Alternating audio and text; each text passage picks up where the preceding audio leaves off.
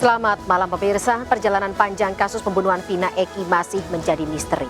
Mangkirnya Polda Jawa Barat dari sidang pra-peradilan Senin kemarin menambah tanda tanya dan menimbulkan prasangka. Apakah ini sebuah strategi menunggu hingga pelimpahan berkas Peggy Setiawan di Kejati, Jawa Barat selesai diteliti dan menggugurkan proses pra-peradilan? Dan bagaimana pula nasib Peggy Setiawan nantinya? Bersama saya Fani Imaniar, Anda menyaksikan The Prime Show selengkapnya. Kepolisian ada apa? Kami menanyakan ke pihak penyidik ada apa? Apalagi yang akan dilakukan, apalagi yang akan diperbuat oleh Peggy Setiawan? Kasihan anak ini. Rekayasa apa lagi? Iya, rekayasa apa lagi seperti ini?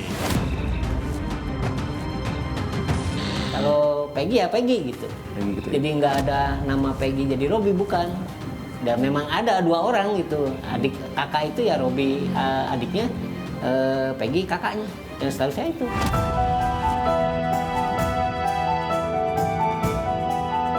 Saya harapannya semoga sidang cepat digelar dan anak saya segera bebas dan pulang karena anak saya tidak bersalah. Saya sangat kecewa sekali untuk pemunduran sidang ini. Kami minta agar kasus tersebut betul-betul ditangani secara tuntas, profesional, transparan karena ini menjadi perhatian publik, berikan rasa keadilan.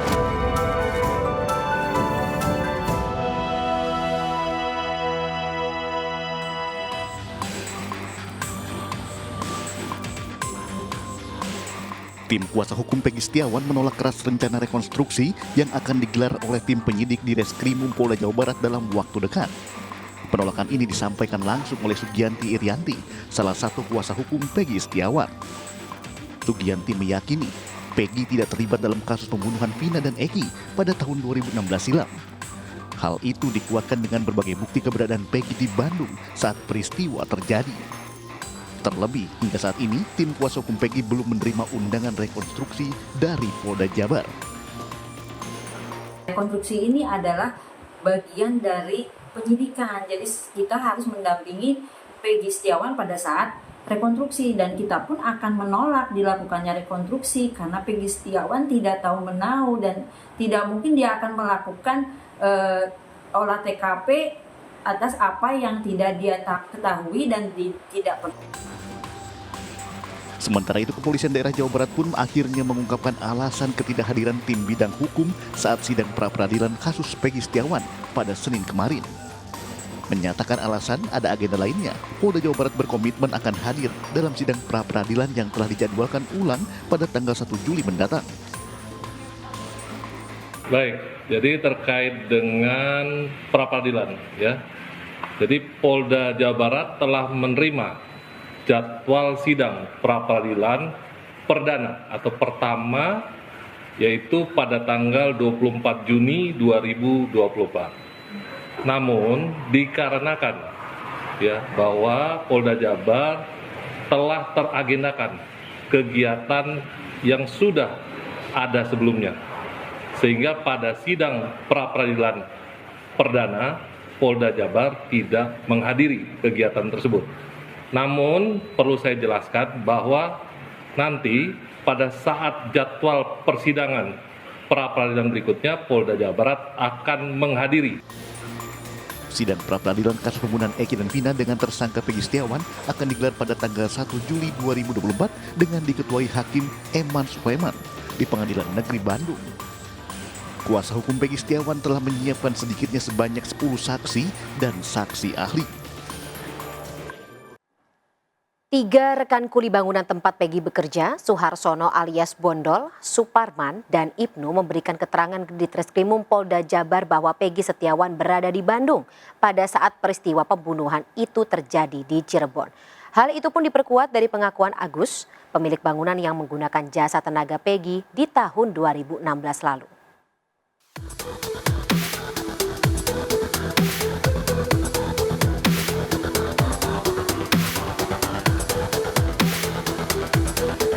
Awalnya saya ketemu Pak Rudi ya, dulu ya saya ceritain dari awal. Kenapa saya bisa berhubungan sama Pak Rudi? Karena waktu itu saya kerja di daerah Taman Kopo Indah, di salah satu toko lah, jual aksesoris motor. Nah kebetulan Pak Rudi salah satu konsumen saya lah, gitu, suka beli barang. Nah, karena Pak Rudi itu kan kelihatannya pakaiannya seperti tukang gitu, Pak. Saat ketemu? Saat ketemu. Kebetulan ya waktu itu juga saya sedang mencari lah tukang untuk membangun rumah yang sekarang ini. Saat ini Bapak tempati. Ya, akhirnya kenalan, ya, terus ngobrol-ngobrol masalah biaya untuk jasanya aja waktu itu. Akhirnya deal lah di bulan Juli kalau nggak salah kalau itu dealnya. Nah, seingat saya sih pembangunan start di awal Agustus, Pak. Bagaimana Bapak bisa ingat pembangunan di awal Agustus, sementara ini kejadian sudah berlalu 8 tahun lalu, Pak? Nah, ketika itu di bulan Agustus 2016, itu seingat saya ibu saya meninggal tanggal 13 Agustus 2016. Nah, itu pembangunan sedang berjalan, sedang pondasi gitu. Dan memang itu seingat saya di Agustus itu istilahnya mah Pak Rudi mulai kerja lah gitu, Pak, dari di awal Agustus itu. Nah, gitu. Pak Rudi itu bekerja berarti bawa Peggy dan kawan-kawan ya, Pak? Bawa waktu start kerja itu pertama 8 orang, Pak. Ya, kalau saya kan belum tahu itu si A si B-nya ada nama Peggy atau siapa, belum tahu. Kalau karena saya hubungan sama Pak Rudinya itu karena dia kan sebagai pemborong. Nah, berjalanlah kurang lebih ada 1 minggu, ada penggantian tukang. Kenapa, Pak, itu, Pak? Nah, itu nggak tahu saya juga, karena mungkin ada ketidakcocokan antara si pekerja dengan Pak Rudi lah. Itu bukan ini saya, Pak Rudi ya. urusan Pak Rudi. Tapi nggak lama, Pak, itu kurang lebih 2-3 hari datang lagi penggantinya, kurang lebih 4 orang. Jadi tetaplah 8 orang. Nah, itu 8 orang itu sampai pekerjaan kurang lebih 2 bulan sampai 2 bulan setengah. Kenapa 8 orang sampai 2 bulan sampai 2 bulan setengah itu? Karena tekor Pak Rudi, Pak. Yang nilainya kalau nggak salah nilainya 55 juta. Itu kan upah aja. Nah, setelah jalan 2 bulan setengah itu habis uangnya. Tekor lah. Ya akhirnya saya punya ini, saya juga pengen cepat selesai ya rumah, karena memang saya juga perlu ditempatin di rumah. Nah, itu akhirnya saya minta ke Pak Rudi, pakailah 4 orang, kalau 8 saya nggak sanggup gitu. Akhirnya sepakat 4 orang itulah dipakai. Nah, setelah itu baru tahu ada yang 4 orang itu Pak Rudi. Kalau saya biasa manggil Pak Pardi ya. Pak siapa, Pak? Pak Pardi. Pak Pardi. Tapi ya Rudi sebetulnya. Cuman kebiasaan saya manggil Pak Pardi. Saya juga nggak tahu itu bahasa dari mana Pardi itu. Ada Pak Pardi sebagai pemborongnya. Ada Ibnu, ada Peggy, ada Robi. Ini kan tadi Bapak bilang Pak Rudi tekor ya? Ya. Ada pengurangan tukang. Betul. Itu prosesnya gimana, Pak? Apakah langsung 4 itu pulang diantarkan oleh Peggy dan teman-teman, termasuk Ibnu, atau gimana, Pak? Yang Bapak tahu, Pak? Yang setahu saya 4 orang itu ya udah, saya maksudnya itu dipulangkan enggaknya saya nggak tahu. Intinya saya bayar 4 orang aja. Jadi mereka pulang diantarin sama siapa saya juga nggak tahu. Karena kan saya taunya pekerjaan itu pulang kerja, karena waktu itu kan saya kerja, Pak. Jadi saya paling ngecek itu jam 5, ada 1 jam sampai 1 jam setengah. Itu pun saya tanya hasil pekerjaan sama besok keperluan apa gitu. Untuk belanja. Untuk disiapin lah materialnya. Jangan sampai nanti besok mau kerja material nggak ada. Sebatas saya itu, Pak.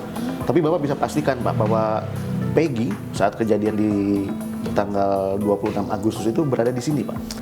Dari sampai finishing itu ada Pak Rudi, Peggy, Robi, Ibnu sampai selesai. Sampai selesai mereka di sini. Di sini, gitu. Yang Bapak ketahui Peggy itu seperti apa sih orangnya, Pak? Yang Bapak lihat selama Bapak kenal di sini?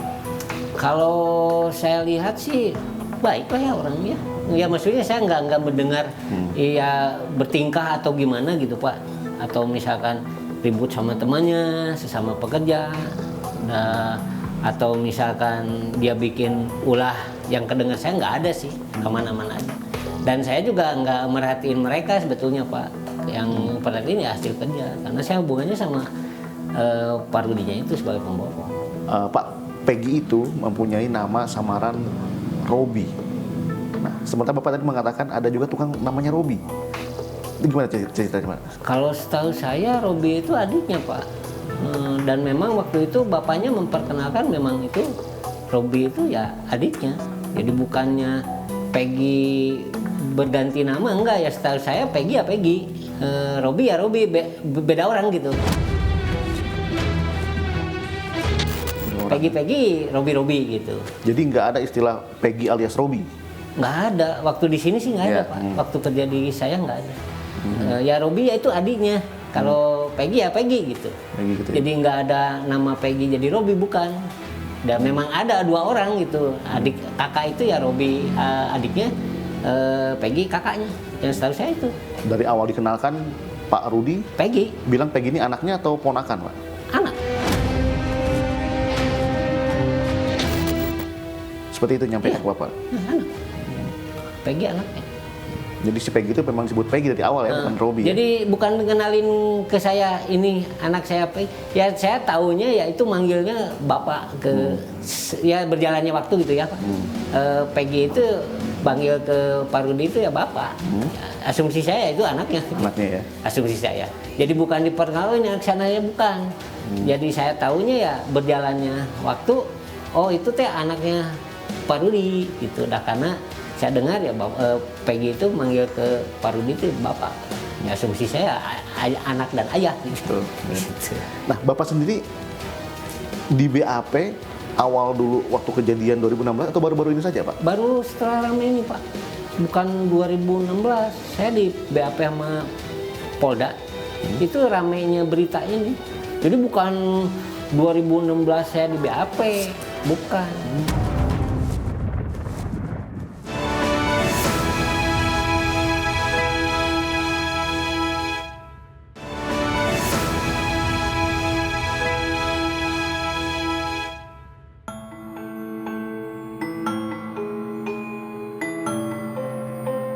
Kita kembali ke Pak Rudi, Pak ya. Pak Rudi ini kan katanya sempat tinggal di situ ngekos, Pak. Bapak waktu kena Pak Rudi itu posisinya Pak Rudi taunya apa, Pak? Memang di daerah situ, Pak, Katapang. Sebelum kerja ini saya pernah ngobrol ya di daerah Katapang. Jadi bukan tinggal di sini, dia memang di Bandung. Kerja di Bandung. Di Bandung, dan bahasa Sundanya juga udah lancar. Kalau mungkin waktu saat itu ya saya juga nggak mungkin lah orang nggak kenal ya. Ya maksudnya saya tuh kenalnya nggak lama, Pak, karena sering belanja ke tempat kerja saya. Ya saya merasa yakin ya memang dia tukang gitu. Akhirnya lah kerjasama gitu, Pak. Saya perlu jasa sama dia. Ini kan kasus ramai nih, Pak, Vina dan Eki ini, di mana Peggy sendiri diduga ada di dalamnya, terlibat di dalamnya. Bapak menanggapi kasus ini seperti apa, Pak? Ya kalau menurut saya sih biar cepat selesai lah, Pak ya. Ini kan menyangkut banyak ya. Ya saya sendiri juga merasa terganggu juga, jujur ya. Karena kalau saya sih pasti mungkin dipanggil untuk bersaksi kali ya, Pak ya. Karena memang BAP, saya pernah di BAP juga gitu. Ya saya sih berharap biar cepat selesai lah semua ya. Ini kan maksudnya udah beritanya udah nasional gitu. Jadi saya berharap ya kalau memang Peggy tidak bersalah ya bebaskanlah gitu. Tapi kalau memang dia bersalah ya konsekuensinya Hukuman. Waktu kasus ini ramai nih, Pak, kan Bapak katakan tadi ada polisi datang. Bapak ada kekhawatiran nggak, Bapak? Wah, jangan-jangan saya terlibat nih. Ya awalnya kaget, Pak, jujur aja, karena kan saya nggak pernah berurusan sama kepolisian. Jadi begitu tim malam ya pertama datang tuh ada kurang lebih 4 orang ya datang. Kaget saya, Pak, jujur aja. Ada apa gitu. Tapi setelah dijelasin cerita-cerita yang masalah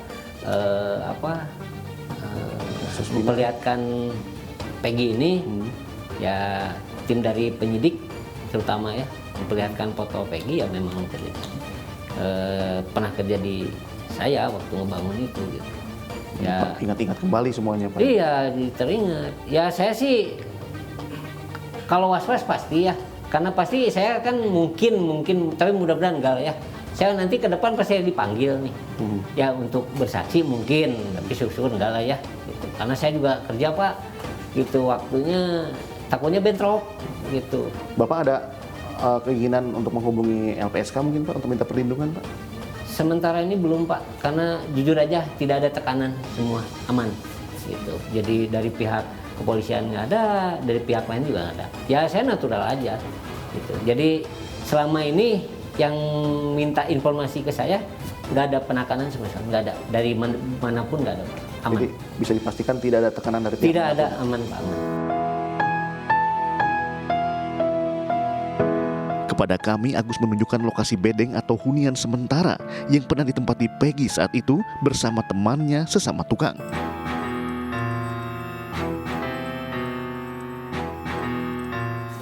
Nah ini dulu tuh ya kurang lebih di sini Pak. Ini bedeng ya atau tempat Tidur lah. Pak Rudi dan Peggy dan Ya maksudnya teman-temannya yang kerja lah Pak. kerja di sini, tidur sini Pak ya?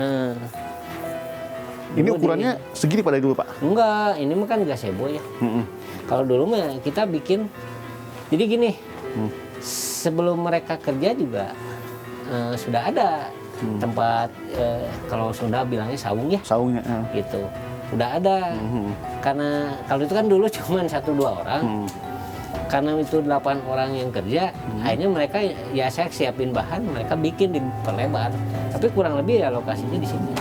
Jadi Pak di tempat ini, di gubuk atau bedeng ini Pak ya, Pak Rudi beraktivitas istirahat sehari-hari dengan Peggy dan teman-temannya Pak? Pasti di sini. Untuk istirahat. Mereka mungkin ya istirahat atau mungkin sore, ya intinya sore sama jam-jam istirahat ya kemungkinan mungkin di sini. Kalau siang kan saya nggak tahu, tapi saya sih mungkin di sini nggak mungkin di Nggak kemana-mana ya? mana Pak. Karena Bapak pun koordinasi terkait bahan bangunan yang mau dibeli Betul. itu sore-sore Pak ya? Sore. Dan Kalau bertemu dengan mereka Pak ya? Iya, sore. Nah mereka sendiri Pak, ada ini nggak Pak, misalkan apa ya, perbuatan yang kurang enakin lah selama bekerja di sini dengan Bapak? Selama ini saya nggak ada laporan. Nggak ada ya? Ya waktu almarhum Bapak ada, nggak ada cerita bahwa mereka tuh nggak sopan atau gimana gitu, nggak ada, aman-aman aja. Baik-baik aja semua Pak Baik-baik ya? aja, nggak ada komplain ya dari Bapak gitu. Pekerjaan pun berjalan dengan baik Pak? Baik. Selama ini baik Pak, kalau pekerjaan. Jadi nggak ada, mereka tuh nggak bertingkah lah Pak, gitu. Walaupun istilahnya saya nggak ada, memang dulu ada almarhum Bapak yang nungguin gitu. Tapi nggak ada laporan lah. Di akhir pekerjaan, pamitnya gimana Pak sama Bapak Pak? Saya lupa lagi kalau mau cerita pamitnya gimana. Saya lupa lagi. Tapi yang pasti sih 4 orang itulah terakhir. 4 orang, yaitu Rudi, Peggy, Ibnu, Robi. Dan Itu selesai terakhir pekerjaan, sampai selesai. mereka pulang? Pulang. Ya maksudnya udah ninggalin area sini lah. Dan nggak balik lagi Pak, misalkan ada komplain, kekurangan apa? Oh gitu? enggak ada. Enggak, maksudnya saya komplain ke dia ini ada enggak. Udah lepas aja gitu Pak. Dari ya kurang lebih Desember atau November itulah. Dan tidak meninggalkan pekerjaan lain Pak ya? Enggak ada, aman. Ya pemirsa, Senin lalu sidang pra-peradilan Peggy Setiawan ditunda. Pertanyaannya bagaimana nasib Peggy Setiawan usai penundaan pra-peradilan tersebut? Kita akan bahas lebih dalam malam hari ini bersama dengan para narasumber yang sudah hadir bersama kami. Ada Irjen Pol Purnawirawan Arianto Sutadi selaku penasihat Polri. Selamat malam Pak Arianto. Kemudian Insang Nasruddin selaku pengacara Peggy Setiawan. Selamat malam Bang Insang. Selamat malam. Dan lewat sambungan Zoom kami juga sudah terhubung bersama dengan orang tua atau ibu kandung dari Peggy Setiawan, Kartini. Selamat malam, Ibu. Selamat malam, Bu. Assalamualaikum warahmatullahi wabarakatuh. Terima kasih Ibu telah meluangkan waktu bergabung bersama kami malam hari ini. Bu Kartini, saya langsung ke Ibu saja ya Bu ya. Kondisi Ibu, kabar Ibu saat ini baik-baik saja? Alhamdulillah baik. Alhamdulillah baik.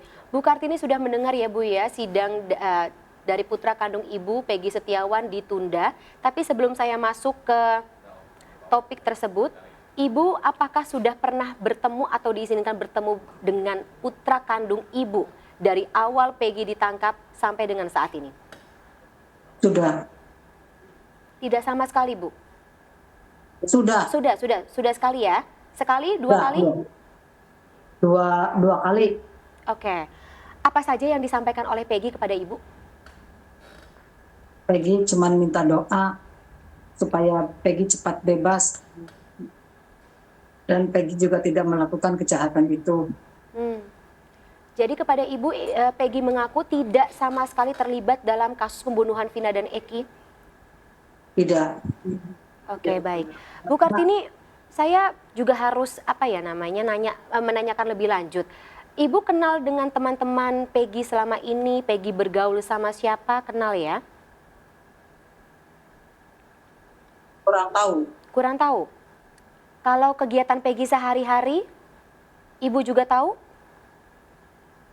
Ya, Peggy cuma bekerja dan bekerja aja. Bekerja saja, tidak terlibat dalam kegiatan geng motor? Tidak. Kita juga sudah dengarkan tadi terkait dengan bagaimana keterangan dari Agus lebih tepatnya ya Bu ya. Ketika Agus mengatakan Peggy berada di Bandung pada saat kejadian pembunuhan Vina dan juga Eki berlangsung di tahun 2016. Ibu tahu Peggy betul-betul di Bandung? Iya. Gimana Ibu taunya? Berhubungan sama Peggy atau telepon sama Peggy saat itu? Ya, Peggy sering telepon waktu di Bandung. Selama telepon itu Peggy cerita apa saja, Bu? Ya biasa cerita gimana kabarnya, Mbak, baik aja, baik apa enggak, adik-adik sehat enggak, gitu aja. Tapi Ibu yakin Peggy benar-benar ada di Bandung, tidak ke Cirebon atau bagaimana? Yakin saya Peggy ada di Bandung. Oke. Bu Kartini, kalau misalnya waktu Peggy ke Bandung, minta izin sama Ibu, itu kerja sebagai apa, ikut sama siapa, mau tinggal dengan siapa gitu, Bu? Ya, waktu itu izin mau kerja sama bapaknya, ikut sama bapaknya gitu.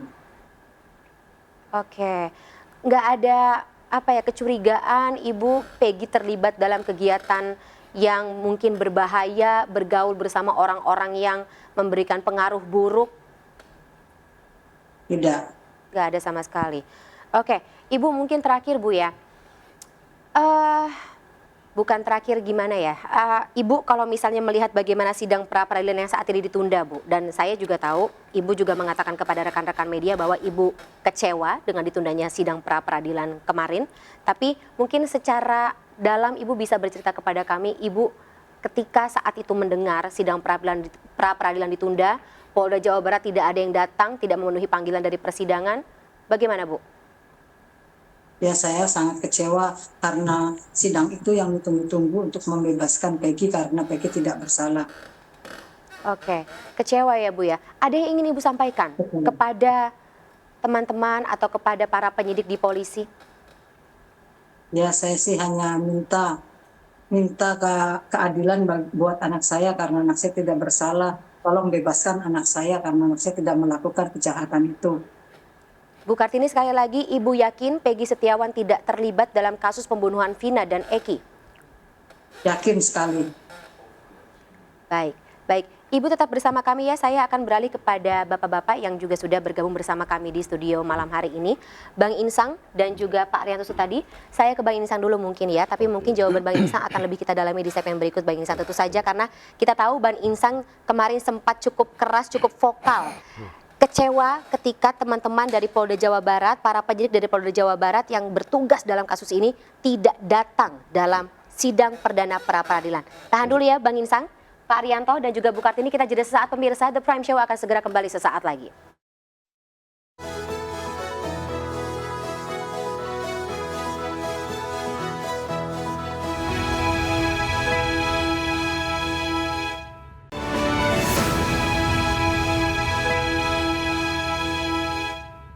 Kepolisian, ada apa? Kami menanyakan ke pihak penyidik, ada apa?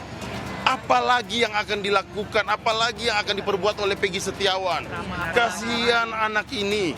Rekayasa apa lagi? Iya, rekayasa apa lagi seperti ini? Kalau seperti itu demikian semakin terang benerang ada desain dalam persoalan ini. Semakin jelas ini ada desain. Mau ditinggal, kami akan terus melawan persoalan ini ya. Kami akan membuktikan bahwa Peggy Setiawan bukan orang yang bersalah.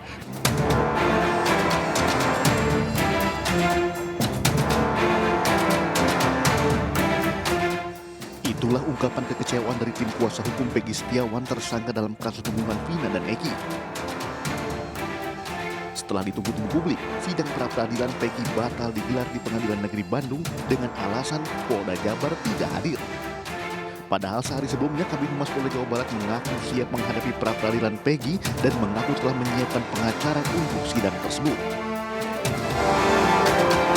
Nanti dipastikan besok datang dan Dipastikan tentunya kami akan berkoordinasi lagi terkait sidang awal, apakah hasil akan menghadapi langsung, kami akan datang tentunya, ataupun nanti kami akan menunggu terkait dengan kesiapan dari teman-teman kuasa hukum yang sudah disiapkan oleh Polda Jawa Barat.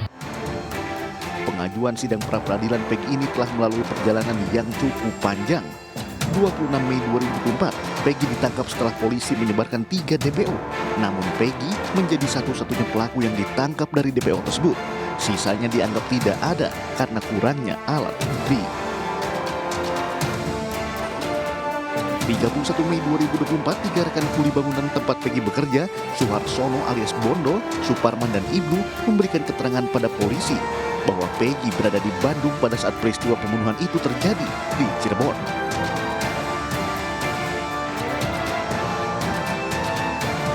Di bulan yang sama, Sakar Tatal, terpidana yang telah menjalani 3 tahun penjara, mengaku jadi korban salah tangkap.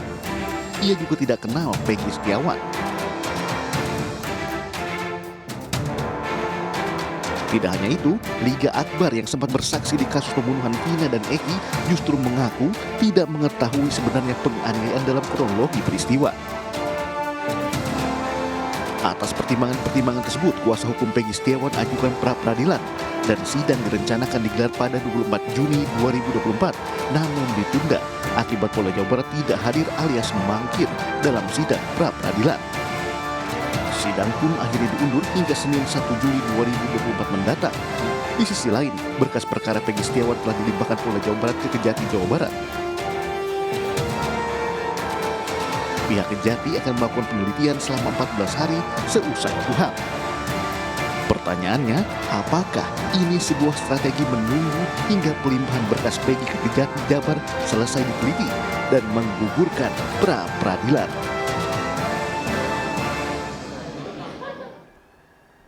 Kita lanjutkan kembali pemirsa dialog kita malam hari ini. Saya langsung saja ke Bang Insang Nasruddin. Bang Insang juga kemarin juga sudah mengatakan ya, sesuai dengan pertanyaan saya tadi juga sebelum jeda, cukup kecewa, apalagi kalau misalnya melihat bagaimana kejanggalan yang ada mulai dari proses penyidikan, kemudian penangkapan, kemudian proses penyidikan, sampai tidak hadirnya Polda Jawa Barat dalam sidang kemarin. Bang Insang.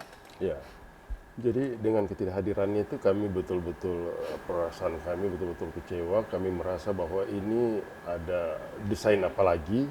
Ada desain? Ya, ada desain apa lagi ketidakhadiran Polda, karena mengingat persoalan ini banyak para praktisi mengatakan bahwa kuasa hukum Peggy itu sudah telat mengajukan pra-peradilan.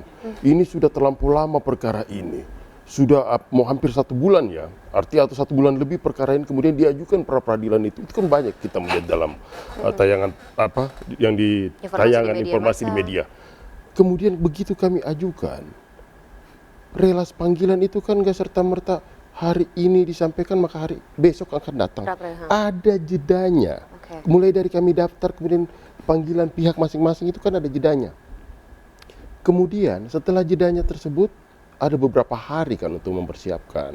Ya kan? Kemudian saya juga mendengar di hari Minggu yang pernyataan Kadif Humas besok akan datang. Besok akan datang. Sebelum hari Senin kemarin. Sebelum hari Senin kemarin. Pas hari Minggu itu saya juga mendengar Kadif Humas mengatakan akan datang. Tapi faktanya apa? Faktanya kemudian mereka tidak datang, tidak ada memberikan informasi ke pihak pengadilan, bukan ke pihak kami. Itu harus salah ke satu pihak bentuk pengadilan. tidak menghormati proses persidangan? Bisa definisikan atau maknai seperti demikian. Iya kan. Seharusnya kalau tidak datang sampaikan aja kepada kuasanya, entah mau ditunda, hadir aja dulu. Ini kan betul-betul senyap. Kemudian kembali timbul pertanyaan, apakah memang rela sudah sampai atau tidak?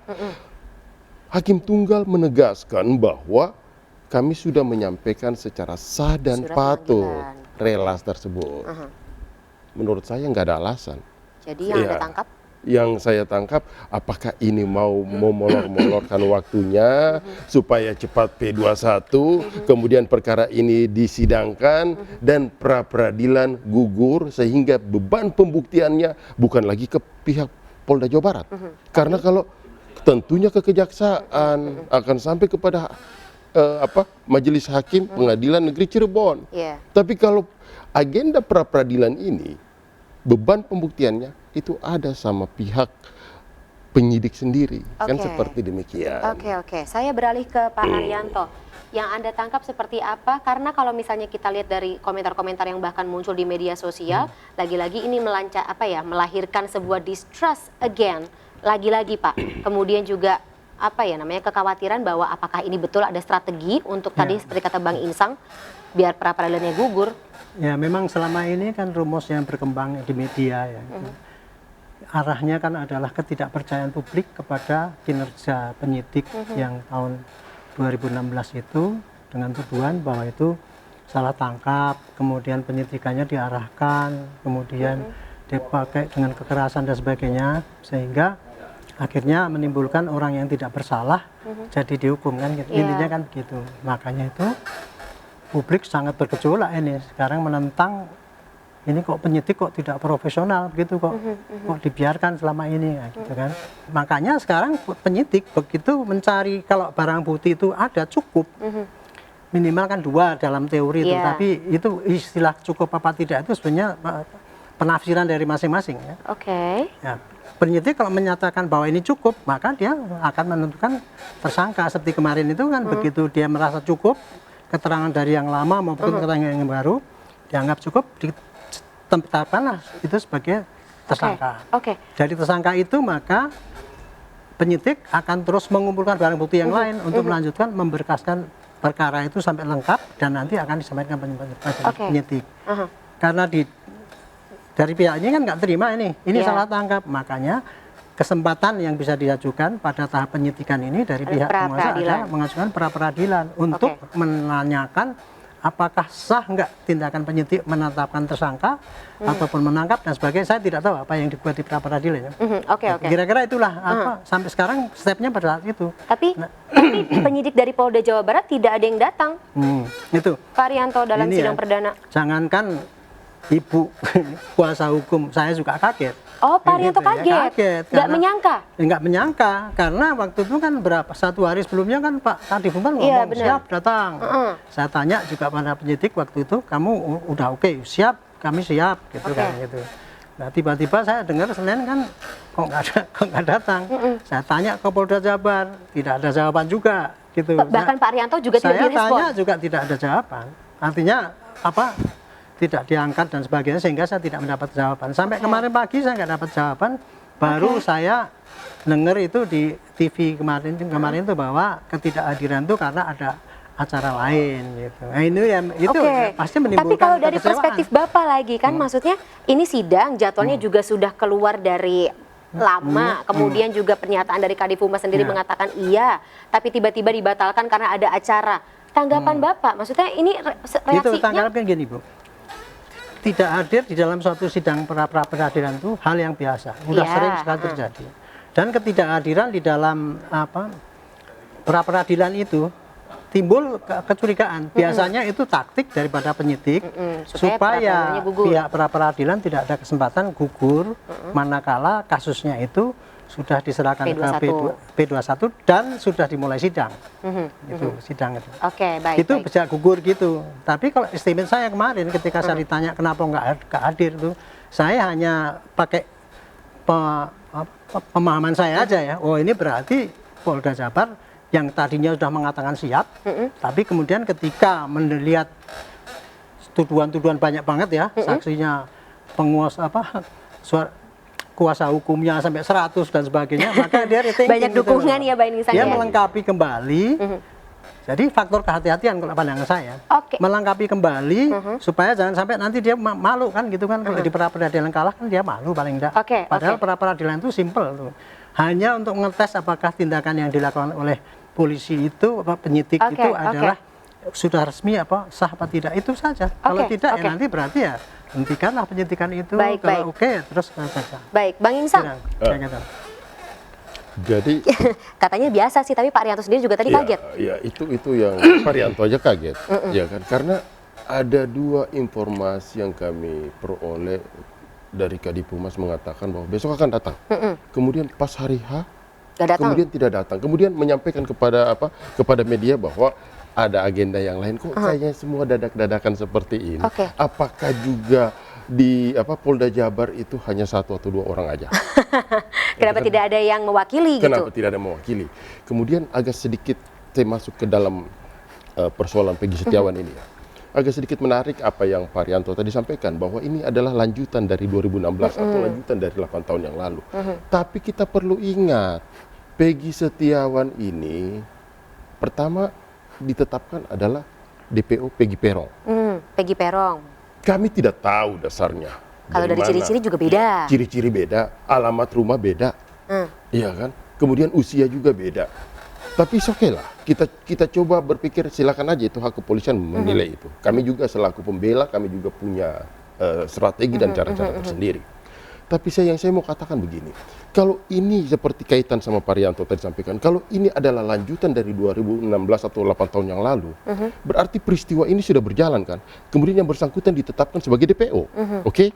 Kalau ditetapkan sebagai DPO, berarti yang bersangkutan ini terlebih dahulu sudah ditetapkan selaku tersangka dong. Betul. Okay? Logikanya begitu. Logikanya begitu, tetapkan sebagai tersangka. Faktanya, atau saya katakan ironisnya, ini ditetapkan tersangka pada tanggal 21 Mei 2024. Dilakukan penahanan pada tanggal 21 Mei 2024. Pertanyaan saya, pada saat ditampilkan DPO 2016, atas dasar apa? Atas dasar apa? Kemudian begini, Mbak, Peggy Setiawan tidak pernah menerima surat panggilan untuk pemeriksaan tahun 2016 surat sampai konfirmasi 2024 itu.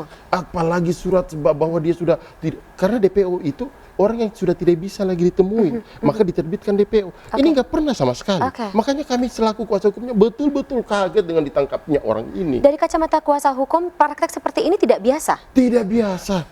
Tidak biasa. Jadi kalau kami melihat kinerjanya begini, tangkap dulu, cocok-cocokan. Kasihan kalau penegakan hukum seperti ini. Baik, pemirsa tetaplah bersama kami, The Prime Show akan segera kembali.